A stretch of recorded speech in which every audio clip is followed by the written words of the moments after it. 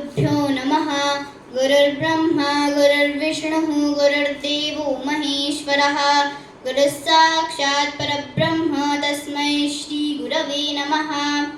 अथ नाट्यवर्गः निषादर्शवगान्धार षड्जमध्यमधैवताः पञ्चमश्चेत्यमी सप्त तन्त्री कण्ठोत्थिता स्वराः काकलीतुकले सूक्ष्मे ध्वनौतु मधुरा स्फुटे कलो मन्दस्तु गम्भीरे तारोत्युच्चैस्त्रयस्त्रिषु नृणामुणसि मध्यस्थो द्वाविंशतिविधो ध्वनिः समन्द्रः कण्ठमध्यस्थस्तारः शिरसि गीयते समन्वितलयस्त्वेको तालो वीणा तु वल्लकी विपञ्ची सा तु तन्त्रीभिः सप्तभिः परिवादिनी ततौ वीणादिकं वाद्यं मानद्धं मुरजादिकं वंशादिकं तु शिशिरङ्गांसितालादिकं घनं चतुर्विधमिदं वाद्यं वाद्यत्रातोद्यनामकं मृदङ्गमुरजाभेदास्त्वङ्ग्यालिङ्ग्योर्ध्वकास्त्रयः स्याद्दशः पटहो ढक्का भीडिस्त्रीदुन्दुभिः पुमान् आनकः पटहो स्त्री स्यात् कोणो वीणादिवादनं वीणादण्डः प्रवालः स्यात् ककुभस्तु प्रसेवकः कोलम्बकस्तु कायो स्या उपनाहो निबन्धनं वाद्यप्रभेदाडमरो मड्डुडण्डिमझर्झराः मर्दलः पणमोऽन्ये च नर्तकीलासिके समे विलम्बितं द्रुतं मध्यं तत्त्वमोघो घनं क्रमात् तालः कालक्रियामानल्लः साम्यमथा स्त्रियां ताण्डवन्नटनन्नाट्यल्लास्यं नृत्यं च नर्तने तौर्यत्रिकं नृत्यगीतवाद्यन्नाट्यमिदं त्रयं भृकुंशश्च भ्रूकुंशश्चेति नर्तकः स्त्रीवेषधारी पुरुषो नाट्योक्तौ गणिकाज्युका भगिनीपतिरावत्तो भावो विद्वानथावकः जनको युवराजस्तु कुमारो भर्तृदारकः राजा भट्टारको देवस्तत्सुता भर्तृदारिका देवी कृताभिषेकायामितरा सतु भट्टिनी अब्रह्मण्यं वध्योक्तौ राजश्यालस्तु राष्ट्रियः अम्बा माताथबाला स्याद्वासुरार्यस्तु मारिषः अत्तिका भगिनी ज्येष्ठा निष्ठा निर्वहणे समे हण्डे हञ्जेलाह्वानन्नीचाञ्चेटीं सखीं प्रति अङ्गहारोऽङ्गविक्षेपो व्यञ्जकाभिनयौ समौ निर्वृत्ते त्वङ्गसत्त्वाभ्यां द्वे त्रिष्वाङ्गिकसात्विके शृङ्गारवीरकरुणाद्भुतहास्य भयानकाः बीभत्सरौद्रौ जलशा शृङ्गारश्चिरज्वलः उत्साहवर्धनो वीरः कारण्यं करुणाकृणा कृपादयानुकम्पा स्यादनुक्रोधोऽभ्यसोहसः हासो हास्यं च बीभत्सं विकृतं त्रिष्विधं द्वयं विस्मयोद्भूतमाश्चर्यं चित्रमप्यदभैरवं दारुणं भीषणं भीष्मं घोरं भीमं भयानकं भयङ्करं प्रतिभयं रौद्रं तूग्रममीतृषु चतुर्दशतरस्त्रासो भीतिर्भिः साध्वसंभयं विकारो मानसो भावोऽनुभावो भावबोधकः गर्वोऽभिमानोऽहङ्कारो मानश्चित्तसमुन्नतिः दर्पो वलेपो वष्टम्भश्चित्तोद्रेकस्मयो मदः अनादरः परिभवः परिभावस्तिरस्क्रिया दीढावमाननावन्यावहेलनमसूक्षणं मन्दाक्षं ह्रीस्रपाव्रीडा लज्जा सा पत्रपान्नतः क्षान्तिस्तितिक्षा विद्यात् परस्य विषये स्पृहा अक्षान्तिरीक्षासूयात् दोषारोपो गुणेष्वपि वैरं विरोधो विद्वेषो मन्युषो कौतुषिकस्त्रियां पश्चात्तापोऽनुतापश्च विप्रतिसार इत्यपि कोपक्रोधामर्षरोष प्रतिघाटगुणौ स्त्रियौ सुजौ चरिते शीलमन्मादश्चित्तविभ्रमः प्रेमानाप्रियदाहार्दं प्रेमस्नेहोददोहदम् इच्छाकाङ्क्षा स्प्रेहार्वड्वांसा मनोरथः कामोऽभिलाषस्तर्षश्च सोऽत्यर्थल्लालसाद्वयोः उपाधन्नाधर्मचिन्ता पुंस्याधन्मानसी व्यथा स्याच्चिन्ता स्मृतिराध्यानमत्कण्ठोत्कलिके समे उत्साहोऽध्यवसायत् स्यात् वीर्यमतिशक्तिभाक् कपटो श्रीव्याजदम्भोपधयः षड्मक कुसृतन्निकृतशाठ्यं प्रमादो नवधानता कौतूहलं कौतुकं च कुतुकं च कुतूहलं स्त्रीणां विलासविभोगविभ्रमाललितं तथा हेलालीलेत्तमीहावाः क्रियाशृङ्गारभावजाः द्रवकेलिपरीहासाः क्रीडालीलाजनर्मज व्याजोपदेशो लक्ष्यं च क्रीडाखेला च कूर्दनं घर्मो निरागस्वेदस्यात् प्रलयो नष्टदेष्टता अवहित्थागारगप्तसमौ संवेगसम्भ्रमौ स्यादाच्छ्रितकं हासस्सोत्प्रासस्समनास्मितं मध्यमस्याद्विहसितं रोमाञ्चो रोमहर्षणं क्रन्दितं नृदितं पृष्टं जृम्भस्तुतृषचिह्मणं विप्रलम्भो विसंवादो रिङ्गणौ स्खलनौ समे स्यान्निद्राशयनौ स्वापस्वपनः इत्यपि तन्त्री प्रमीलाभ्रकुटभ्रुकुटभ्रुकुटस्त्रियाम् अदृष्टि स्यादसौ मे क्षणी संसिद्धिप्रकृतित्वमे स्वरूपं च स्वभावश्च निसर्गश्चादवे पथुः कम्पोऽथ क्षण उत्थर्षो मह उत्थव उत्सवः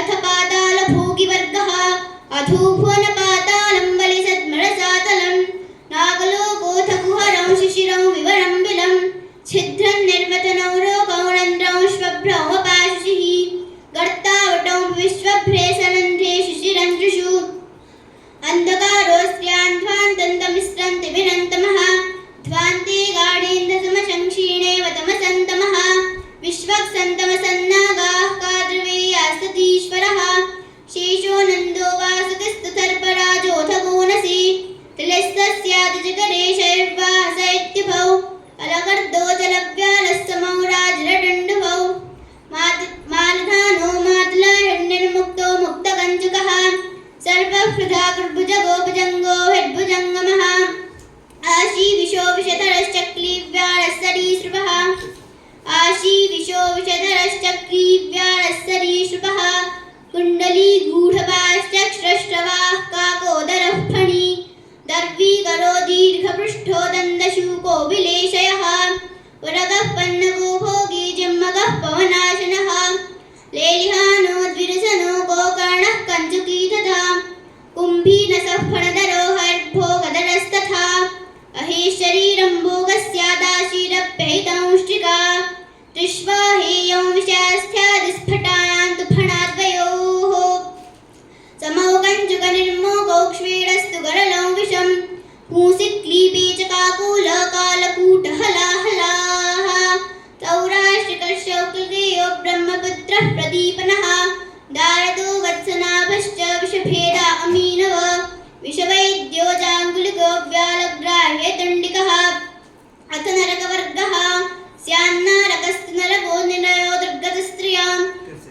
स्यान्नारकस्तु नरको निरयो दुर्गतस्त्रियां तद्भेदास्तपना वीचिमहारौरवरौरवाः सङ्घातः कालसूत्रं चेत्याद्यास्तत्त्वास्नारकाः प्रेता वैतरणी सिन्धुस्यादलक्ष्मीस्तदण्डतिः वेष्टिराजोः कारणात् यातना तीव्रवेदना पीडावादाव्यदा दुःखमामनस्यं प्रसूतिजं स्यात्कष्टं प्रच्छमावेलं दृष्ट्वेषां वेद्यगाम्यत अथ वारिवर्गः समुद्रोऽब्धिरकूपारः पारावारः सरस्वतिः उदन्मानदस्सन्दस्सरस्यां सागरोर्णवः रत्नाकरोजलनदर्यादः पतिरपाम्पतिः तस्य प्रभेदाः क्षीरोदोलवणोदस्तथा परे आपस्त्रीभूम्निवार्वारिसलिलं कमलञ्जलं पयः कीलालममृतं जीवनं भुवनौ वनं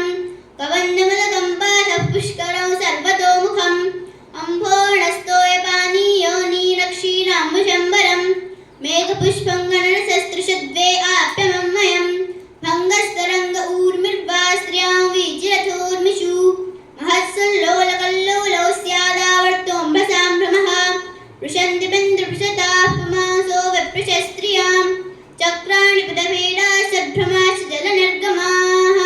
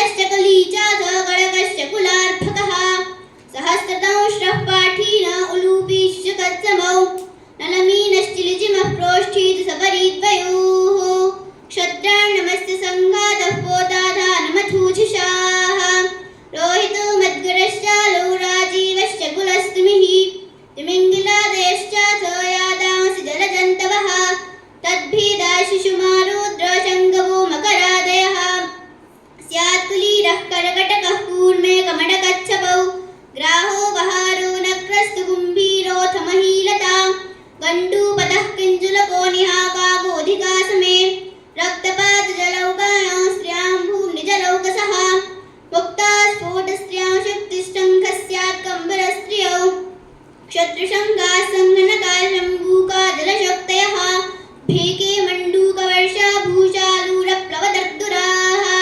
श्रीगण्डूपती भेकी वर्षाव्वी कमठीर्लिः श्रीगण्डूपती भेगी वर्षाव्वी कमठीर्लिः श्रीगण्डूपती भेगी वर्षाव्वी कमठीर्लिः वर्षाव्वी कमठीर्लिः मद्गुणस्य प्रिया शृङ्गी तन्नामा दीर्घकोशिका जलाशयो जलाधारस्तत्रागारजलो हृदः आहा वस्तुनिपानौ स्यादुपकूपजलाशये पुंस्येवान्धः प्रहिःकूप उदपानन्दपुंसि वां नेमिस्त्रिकास्य वीनाहो मुखवन्दनमस्येत पुष्करिण्यान्दुकादौ स्यादखादं देवखातकं पद्माकरस्तडावो स्त्रीकासारः सरसीसरः वेशन्तः पल्वलञ्जाल्पसरो वापि तु दीर्घिका खेयन्तु परिखादारस्त्वम्बसा यत्र धारणं स्यादालवालमावालो मावापूथनदीसरित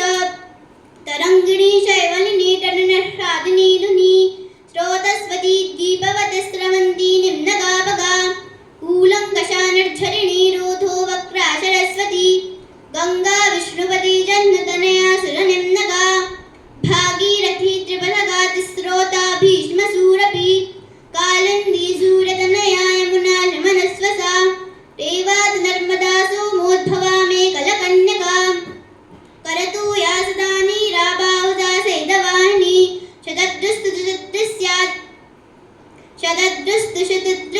विपाशा द्विपात् स्त्रियां शोणो हिरण्यवाह स्यात् कुल्याल्पा कृत्रिमाश्रित शरावती वैत्रवती चन्द्रभागा सरस्वती कावेरी सरितोऽन्याश्च संवेदस्सुन्दसङ्गमः वयोः प्रणाली पयसः पदव्यां दृशतूत्तरौ देविकायां शयवां च भवेदा विकसारवौ सौगन्धिकन्तुकल्हारौ हल्लकं रक्तसन्ध्यकं स्यादत्पलङ्गुवलयो मदनीनाम्बुजन्म च इन्दीवरञ्जनीलेऽस्मिन् सिते कुमुदकैरवे शालूकमेषाङ्गन्दस्याद्वारिपर्णेतु कुम्भिका जलनीलीतसेवालौ शैवलोऽथ कुमुद्वती कुमुदन्यान्नलिन्यान्तु पिसिनी पद्मिनी मुखाः वापूसि पद्मन्नलिनामरविन्दं महोत्पलं सहस्रपत्रं शमलं गतपत्रं कुशेषं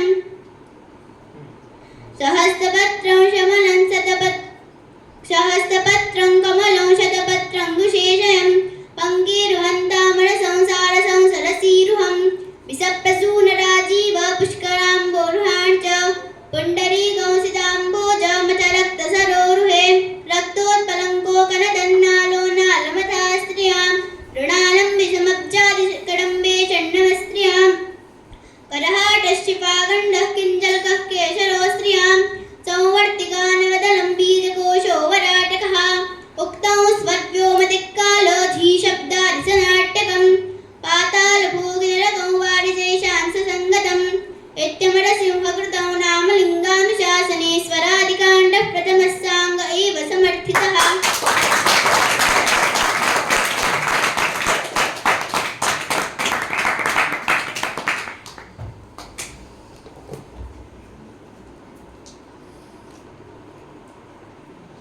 एक बार आराधना के लिए जोरदार तालियां।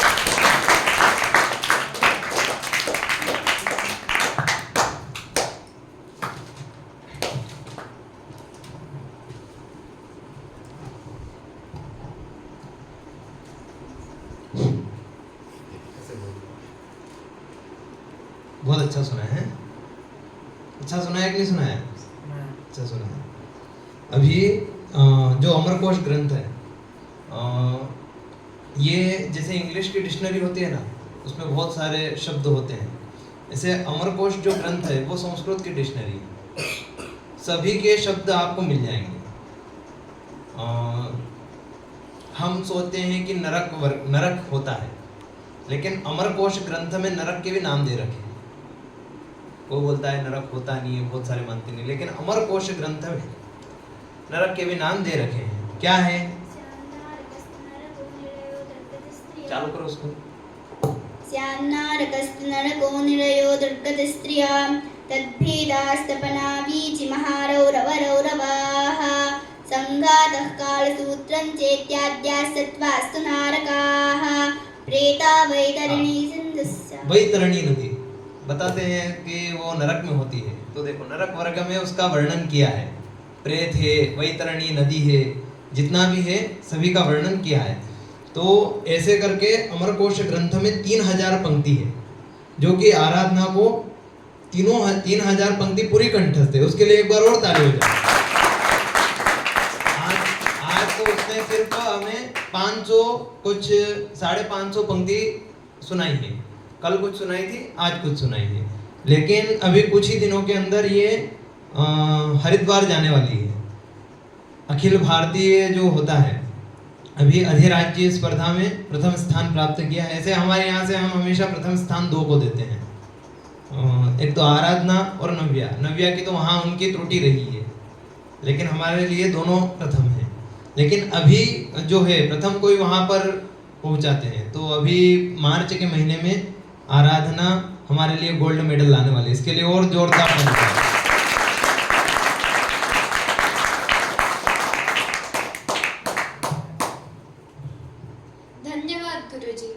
मात्रा स्पर्शास्तु कौन्तेय शीतोष्ण सुख दुखदाः सफलता और असफलता जीवन के हिस्से हैं।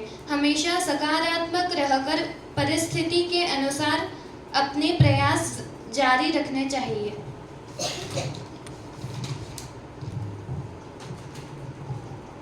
अब मैं अतिथियों से निवेदन करती हूँ कि वे आएं और अपने 2 वाक्य कहें। सर्वप्रथम मैं अजय जी पौराणिक जी को, जो पाठशाला में सहयोगी है और वह पहले भी पारायण में जुड़े थे और अभी भी इस पारायण में हमारे साथ रहने के लिए बहुत बहुत धन्यवाद। वे आए और अपने 2 शब्द कहें।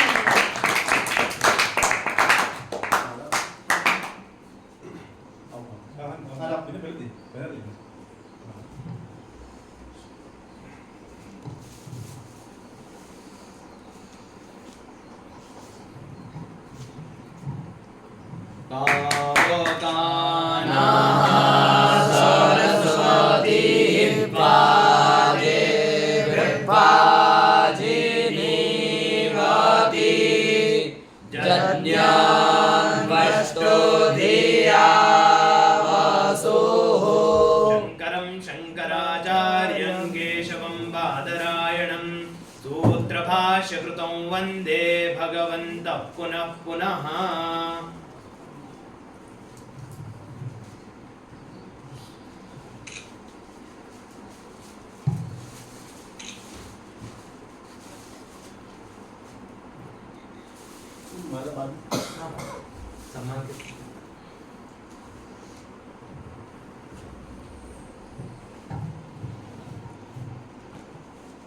स्वस्तिक श्री गणेशाय नमः। गुरुभ्यो नमः। सरस्वते नमः। गुरुर्ब्रह्मा गुरुर्विष्णु गुरुदेवो महेश्वरा गुरुर्साक्षात् परब्रह्म तस्मै श्री गुरवे नमः। परमपिता परमेश्वर को साक्षी मानकर मैं महाराज जी को प्रणाम करता हूँ एवं मैं आचार्य जी को प्रणाम करता हूँ एवं हमारे पिता तुल्य जो यहाँ बैठे हैं उन्हें भी प्रणाम करता हूँ और सभी विद्यार्थीगण को भी, क्योंकि वेद का पारण कर रहे हैं, इसलिए शास्त्र का ऐसा वर्णन है कि जो वेद का पारण करता है वो शिव तुल्य हो जाता है। ये हम नहीं कह रहे हैं, ये हमारे महाराज जी के मुख से हमने सुना है। इसलिए सभी जितने भी शिष्य हैं सबको मैं शिवतुल्य समझकर प्रणाम करता हूँ। माताएं बैठी हैं उन्हें भी प्रणाम करता हूँ। आज हमारी बेटी ने जो अमर कोश का यहाँ पर सबको इस प्रकार से श्रवण करवाया, हमें लगता है कि आज महाराज जी बड़े प्रसन्न होंगे, क्योंकि महाराज जी जब आश्रम पे थे हम लोग, तब महाराज जी उस समय चर्चा किया करते थे कि अमर कोश का ग्रंथ का भी अध्ययन हुए, व्याकरण का भी इस प्रकार से अध्ययन हुए, वेदों का अध्ययन हुए। महाराज जी अनेक जब लोग कोई गुरु, बड़े बड़े संत या कोई बड़े गुरु इत्यादि आते थे, तब महाराज जी इस प्रकार से चर्चा किया करते थे। तो हमारे समय में एक गुरु जी आए थे, धाय गुरु शास्त्री।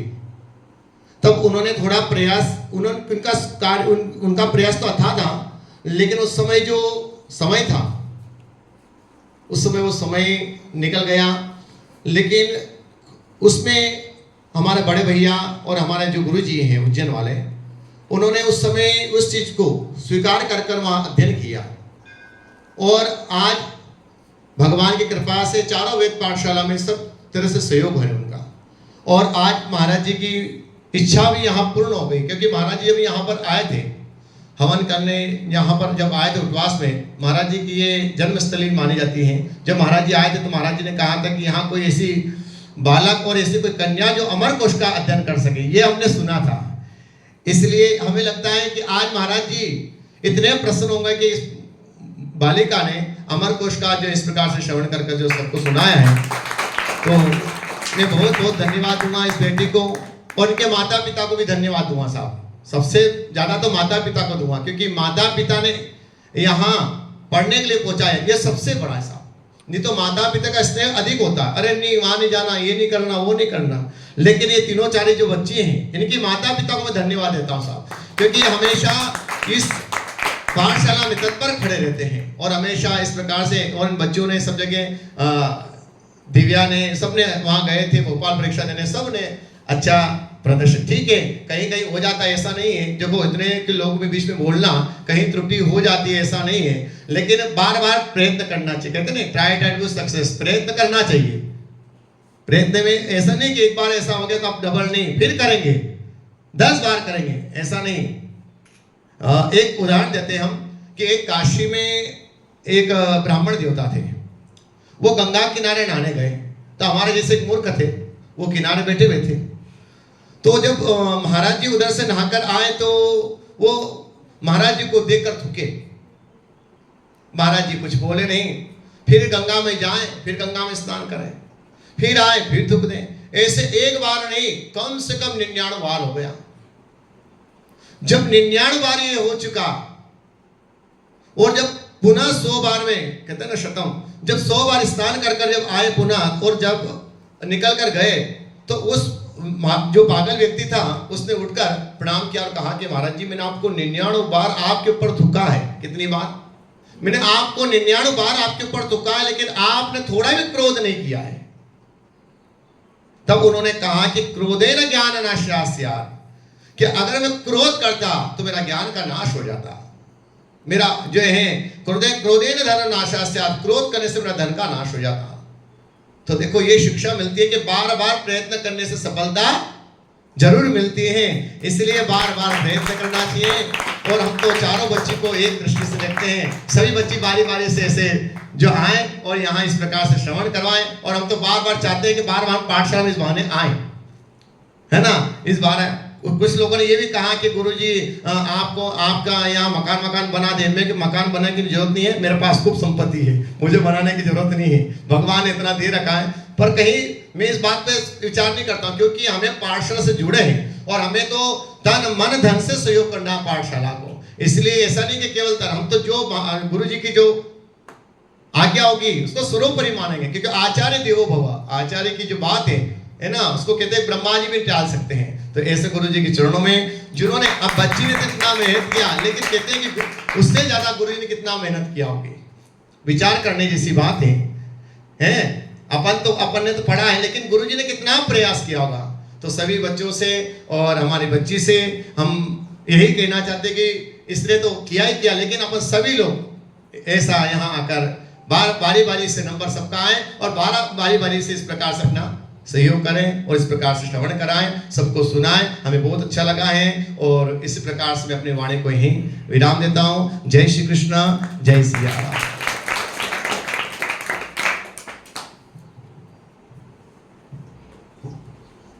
धन्यवाद, आपकी बातें हम ध्यान रखेंगे।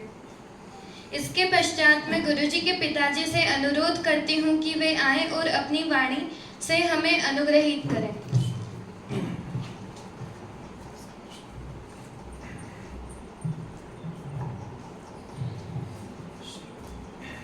सर्वप्रथम माँ सरस्वती के चरणों में वंदन करता हूँ। उसके पश्चात ब्रह्मलीन आनंद श्री विभूषित नैष्ठिक ब्रह्मचारी स्वामी श्री राघवन जी महाराज के चरणों में नमन करता हूँ और सभी को सादर जय श्री कृष्ण। आज जो आराधना ने पारायण सुना है, वाकई में वो तारीफ काबिल है और इतनी उम्र में इतना अच्छा बोलना और वह भी कंठस्थ बिना देखे, यह कोई मामूली बात नहीं है। और उसके बाद में आलस्य का त्याग करना पड़ता है। आलस्य अगर करेगा विद्यार्थी तो वह नहीं कर पाएगा। तो इतनी उम्र में आलस्य का त्याग करके और इतना कंठस्थ करना, यह बहुत ही बड़ी बात है। इनके माता पिता को धन्यवाद है, इनके गुरुजी को धन्यवाद है क्या। और हम चाहते हैं कि ऐसे ही इसी तरह अग्रसित और इसी पद पर बढ़ते रहें। सभी विद्यार्थियों से हमारी यही अपेक्षा है कि आप भी सभी लगन से श्री दुर्गा गुरुकुलम का नाम रोशन करें और जिस तरह से सुगंध पुष्प की जो सुगंध फैलती है, उसी तरह से यह गुरुकुल का नाम भी चारों तरफ सुगंधित होकर के इसी के साथ मैं अजय जी का आभार व्यक्त करता हूँ कि वहाँ पर पधारे हैं। बहुत बहुत आभार है आपका। और नव्या को आशीर्वाद देता हूँ और आराधना को आशीर्वाद देता हूँ। नव्या ने बहुत बढ़िया पारायण सुनाया था उस समय, बहुत अभी खुशी हुई हमें क्या। इनके सभी के माता पिता को धन्यवाद हैं। जय हो, सभी को जय श्री कृष्ण।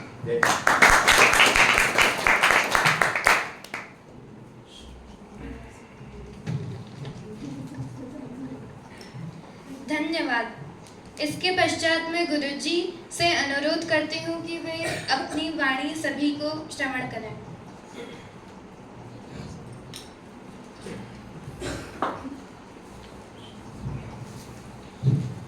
शंकरं शंकराचार्यं केशवं बादरायणं सूत्रभाष्यकृतं वन्दे भगवन्तः पुनः पुनः। गुरुर्ब्रह्मा गुरुर्विष्णुः गुरुर्देवो महेश्वरः गुरुः साक्षात् परब्रह्म तस्मै श्री गुरवे नमः।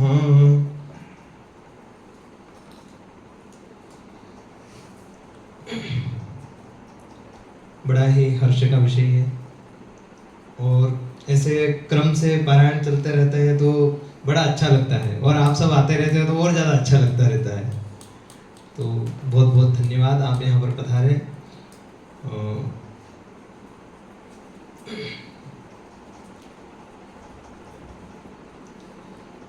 हमें जैसा कि आपने पिताजी ने भी बताया है और पौराणिक जी ने भी बताया है कि निरंतर प्रयास करते रहना चाहिए और व्यक्ति प्रयास करता है तभी आगे बढ़ता है। बिना प्रयास से कहाँ पर भी कोई भी आगे नहीं बढ़ता है।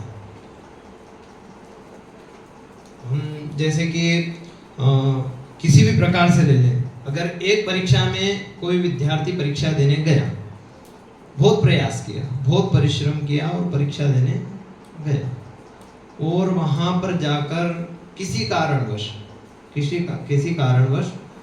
किसी त्रुटिवश उसको कम नंबर है या फिर प्रथम श्रेणी की जगह द्वितीय श्रेणी है, तो उसको हताश होने के बजाय उसे निरंतर प्रयास करते रहना चाहिए। देखिए यहाँ पर भी दो चीज है। क्या है? एक तो आपका प्रयास, ठीक है, दो चीजें काम आती है हमेशा कोई बोलते हैं कि पुण्य करने से या इन सबको करने से कुछ नहीं, मेहनत करने से आगे बढ़ेंगे, है ना। लेकिन ऐसा नहीं है, दोनों चीजें साथ में होना चाहिए। मेहनत के साथ पुण्य भी आपका प्रबल होना चाहिए, है ना। पुण्य प्रबल होता है तभी हम आगे बढ़ते हैं। हम नव्या ने इतनी मेहनत करी लेकिन वहां पर उसका कुछ पुण्य जो है वो कमजोर रहा होगा, उसका जो पुण्य था वही कमजोर रहा होगा, नहीं तो हमने ऐसा सपने में भी नहीं सोचा था। यहां से हमें इतना विश्वास था, इतना दृढ़ विश्वास था सभी के लिए कि हम जाएंगे तो वहां पर ऐसा, लेकिन वहां पर हमने जो सोचा उससे विपरीत ही हुआ। तो हो सकता है हमारा कुछ पुण्य निर्बल हो, प्रबल नहीं हो। तो मेहनत के साथ में हमें पुण्य भी करना चाहिए। अभी मैंने कुछ एक आध रोज पहले अध्ययन किया था कि आप जो इतना परिश्रम से जो धनार्जन करते हैं, ठग करनी, परिश्रम से जो धनार्जन करते हैं उसका दशांश आपको धर्म में लगाना चाहिए, उसका दशांश आपको धर्म में लगाना चाहिए। नहीं तो क्या होता है, वही जो धन होता है वह हॉस्पिटल या बाकी बहुत सारे जो अनर्गल खर्चे वो वहां पर निकल जाता है और उसका कुछ लाभ भी प्राप्त नहीं होता है। इसलिए हमें धनार्जन भी करें तो उसका दशांश ऐसी जगह लगाएं जहां से लगाने के बाद हमें खुद को प्रसन्नता हो। बहुत सारा लगाते हैं हम धन, तो बहुत जगह खर्च करते हैं, सभी धर्म के लिए सभी खर्चा करते हैं, लेकिन जहां हमें प्रसन्नता हो वहां पर खर्च करें। सर्वप्रथम गौ, दूसरा ब्राह्मण। देखिए ब्राह्मण भी बताए हैं, ब्राह्मण भी होते हैं बहुत सारे। हमारे यहाँ श्राद्ध पक्ष में सभी के यहाँ भोजन होता है, सभी श्रद्धा भक्ति भाव से भोजन करवाते हैं। लेकिन श्राद्ध पक्ष में ब्राह्मण जो होता है वह वेद पाठी और संध्योपासना वाला ब्राह्मण ही पात्रता, उसको ही पात्रता दी गई है। बाकी आपको एकादशा और द्वादशा होती है, उस दिन आप किसी भी ब्राह्मण को भोजन करवा सकते हैं। लेकिन जब श्राद्ध पक्ष आता है तो संध्योपासना वाले ब्राह्मण को ही पात्रता दी गई है और उसी से पुण्य मिलता है, उनको भोजन कराने से ही पुण्य मिलता है। तो बाकी जो आपका जो करवाते हैं वो तो करवाते रहना चाहिए, लेकिन वहां पर पात्रता दी गई है, इसलिए सभी ब्राह्मण संध्योपासी बने। हम तो ऐसा ही चाहते हैं कि यहाँ उपवास के जितने हमें लोग जुड़ते हैं उतना हमें अच्छा लगता है, विद्यार्थी हो, बड़े हो, कोई भी अन्य, लेकिन जितना हमने जिस उद्देश्य से ये पाठशाला खोली है वह उद्देश्य हमें पूरा करना है। तो पहले क्या शुरुआत हुई थी, शुरुआत इतनी अच्छी हुई थी अपनी पाठशाला की कि सब प्रसन्न थे। यहाँ के कितनी बालिकाएं पढ़ने के लिए आती थी? हाँ, हमारे रिकॉर्ड में 25 बालिका है, सभी के नाम अभी भी दर्ज है हमारे पास। उनका कितना अध्ययन हुआ वो भी हमारे रिकॉर्ड में है, और यहाँ के विद्यार्थियों का भी रिकॉर्ड है। यहाँ के उपवास के कितने विद्यार्थी थे? करीबन 40 से 50 विद्यार्थी हो गए थे प्रारंभ में, इतने विद्यार्थियों की संख्या थी।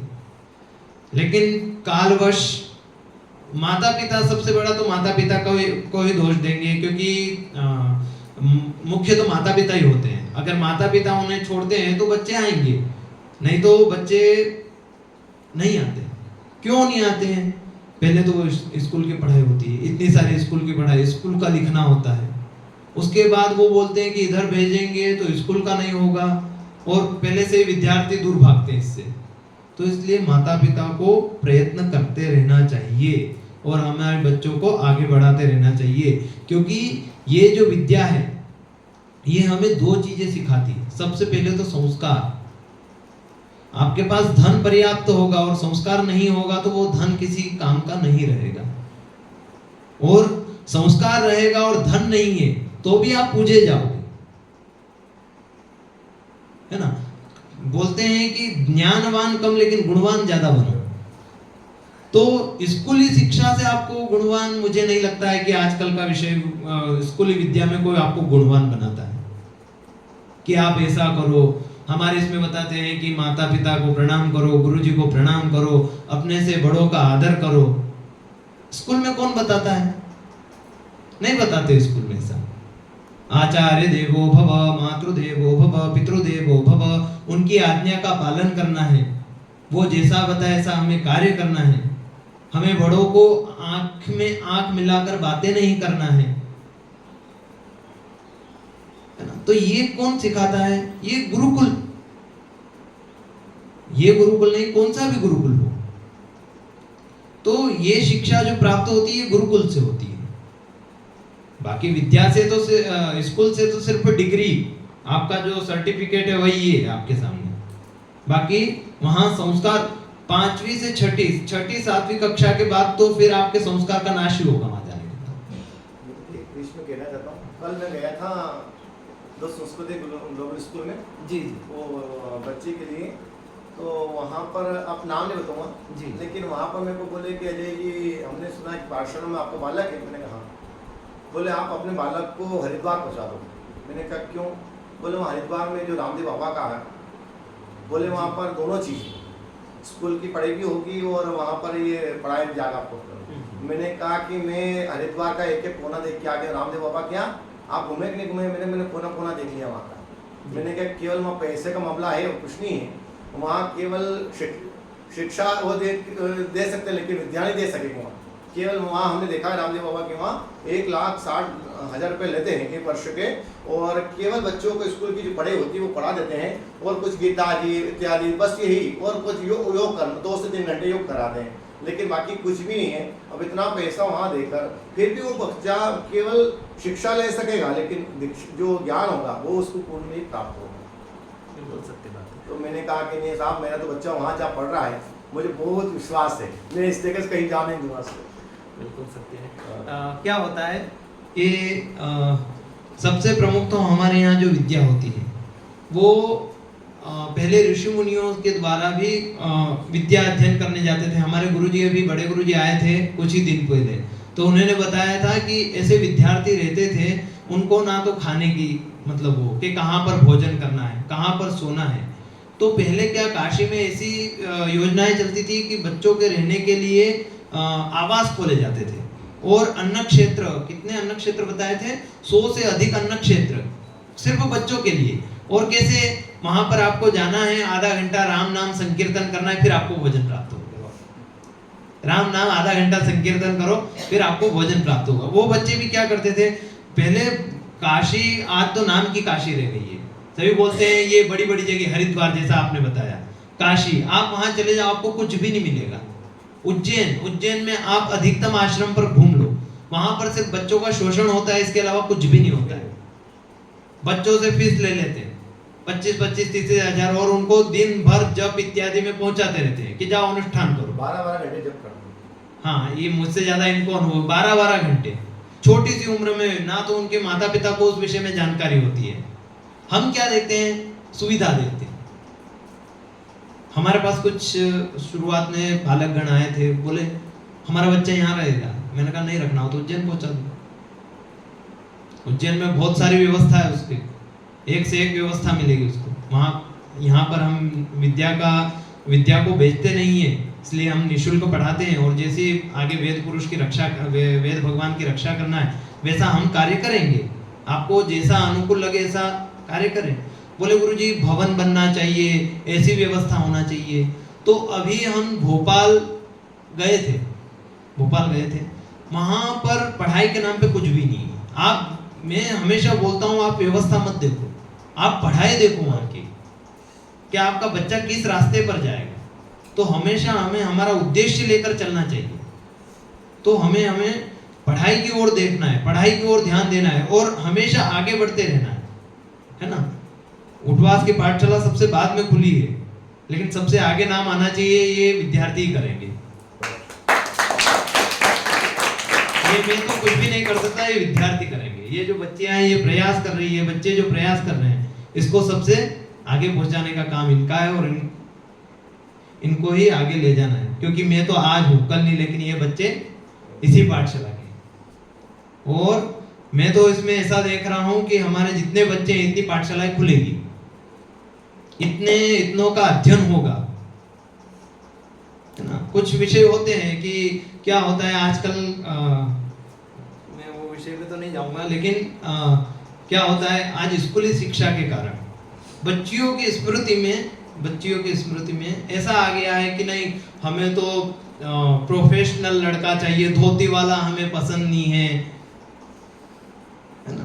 तो ये जो चीजें हैं ये किस कारण समाप्त होगी? हम हमारी बच्चियों को अच्छे संस्कार देंगे, उन्हें अच्छी चीज़ों से जुड़े हुए रखेंगे, और हमारे जो बच्चे हैं, घर में बच्चे हैं, जो ब्राह्मण के बच्चे हैं, उन्हें कम से कम इन चीज़ों में प्रेरित करेंगे। सबसे मुख्य तो हमारा धर्म है। राम नाम की श्री राम या हनुमान जी की जय करने से धर्म नहीं बचेगा। मुख्य धर्म वेद का रक्षण है। वेद का रक्षण होगा तो ही धर्म का रक्षण होगा, अन्यथा रक्षण होगा ही नहीं। धर्म बहुत जल्दी नाश हो जाएगा, और धर्म का नाश होते ही हमारा पतन निश्चित है। आप देखते हैं कि जो मुस्लिम वर्ग होता है वो उनका नित्य, हम स्कूल में पढ़ते थे तब भी जो मुस्लिम वर्ग के जो लड़के थे वो 1 बजे छुट्टी ले लेते थे। क्यों? नमाज पढ़ने जाना है। और हमारे यहाँ मंदिर में घंटी बज रही है, लेकिन बाहर से होके चले जाएगा, लेकिन मंदिर में नहीं जाएगा व्यक्ति। उसको पता है कि मंदिर में जाऊंगा तो आधे घंटे तक खड़ा रहना पड़ेगा। मैं बात करता रणौदा में मुझे सुनाया कि गुरुजी यहाँ मंदिर में लोग बैठे रहते हैं, और जैसे ही आरती होती है तो सब लोग उठ के यहाँ से चले जाते हैं। तो मैंने कहा कि वो हिंदू है, बोले हिंदू ही है गुरुजी, अपने वाले ही है ना, अच्छे घर वाले, कि जैसे यूं बैठे थे बात करते 2-2 घंटे, जैसे आरती होती है कि सब एक एक करके उठ के चले जाते हैं घर पे। हमारे यहाँ पलटना का विषय बताता हूँ। हमारे यहाँ तो मंदिरों को ताश का अड्डा बना रखा है। बड़े बुजुर्ग लोग अच्छे से बैठ जाते, दिन भर ताश खेलते हैं, और शाम होते अपने अपने घर। आरती में कोई नहीं दिखेगा, वहाँ जो पुजारी है वही दिखेंगे, वही अर्चना करेंगे, बाकी किसी को कोई मतलब ही नहीं है। उनको पता है कि हाँ भगवान है सामने, तो सिर झुका लेंगे और आगे। लेकिन मुस्लिम वर्गों को इतना है कि शुक्रवार को दिन आप क्या बोले, क्या होता है उनका, मस्जिद होती है। आप देखना 1 से 2 के बीच में पूरी मस्जिद भरी हुई मिलेगी आपको उनकी नमाज का वक्त समाप्त होते ही पूरी गली में टोपी पहने हुए दिखेंगे। हम पिताजी और घाटा विलोद गए थे अभी किसी काम से, तो उस दिन शुक्रवार ही था, तो वहां पर उनके नमाज का वक्त समाप्त हुआ, और इतनी भीड़ शुक्रवार के दिन। तो देखिए ये उनका, और हम हमारे धर्म से दूर भाग रहे हैं। बच्चों बच्ची की जैसी इच्छा नहीं, बच्चों बच्ची आप जैसा उनको संस्कार देंगे वैसा वो अनुग्रह करेंगे। आप उनको अलग मार्ग पर ले जा रहे हैं। तो इसलिए हमेशा ध्यान दें और आगे बढ़ते रहे। अपने बच्चों और बच्चियों की रक्षा करना आपके हाथ में, अच्छे संस्कार दे और अच्छा आगे बढ़ाए।